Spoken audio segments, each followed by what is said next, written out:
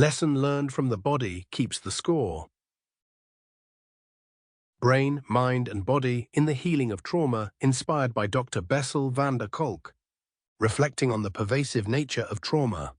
Trauma is not a solitary experience. While its impact on the individual is often the most apparent, its ripple effects extend far beyond the person who directly experiences it.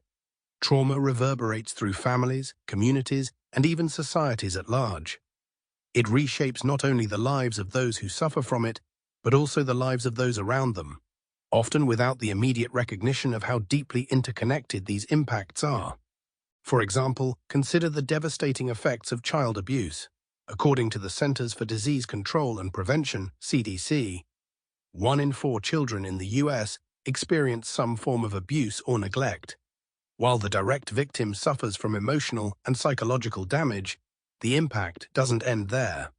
These children are at a higher risk of developing mental health issues such as depression, anxiety, and PTSD, which can continue into adulthood. As these children grow up, their ability to form healthy relationships, manage stress, and maintain stable employment can be significantly impaired. Their struggles can create stress within families, especially for parents who may not understand the root cause of their child's behavior. This, in turn, affects the larger community, as individuals who grow up with unresolved trauma often find themselves caught in cycles of poverty, substance abuse, and criminal behavior. The effects of war trauma present another clear example of how trauma affects entire communities.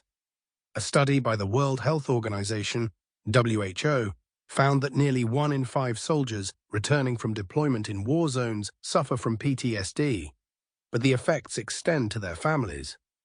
These veterans may return home and struggle with issues like emotional detachment, anger, and hypervigilance, which can severely strain relationships. Partners and children often bear the brunt of this emotional toll. Veteran families are frequently less stable, with children showing higher rates of depression, anxiety, and conduct problems.